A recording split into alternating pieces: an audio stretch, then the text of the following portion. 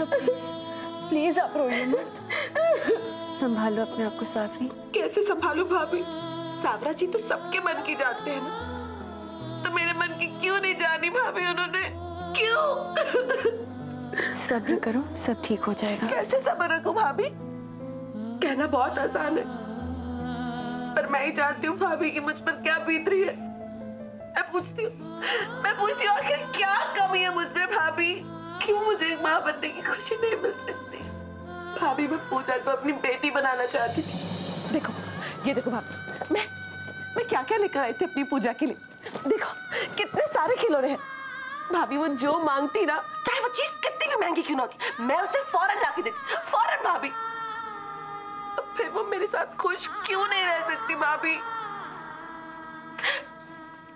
जो बच्ची मुझे चाहिए थी, जिसे देखकर मेरी ममता जागी थी, मेरी पूजा है वो। और उन्होंने मेरी पूजा को माधुरी को दे दिया। पूजा की माँ कहलाने के लायक मैं हूँ, वो माधुरी नहीं। बुआ साहब, आप उन दोनों को दोष क्यों दे रही है? उनकी क्या गलती है? और कम से कम हमें उस छोटी सी बच्ची के लिए खुश होना चाहिए कि वो इतने अच्छे घर में गई।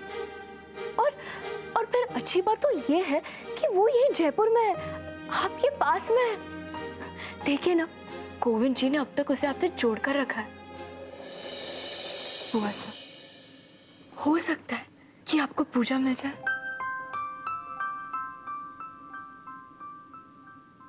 बुआ साहब, आप तो मेरी माँ सम्मान है, और मैं जानती हूँ कि आपसे बढ़कर कोई और माँ हो ही नहीं सकती।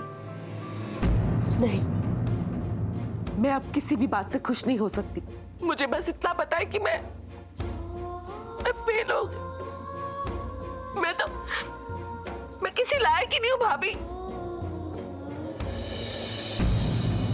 हे गोविंद जी, बुआ साहब के साथ जो हुआ, मैं नहीं कहती कि अच्छा हुआ, लेकिन आई होप इस बात का असर मेरे और राज पर न पड़े।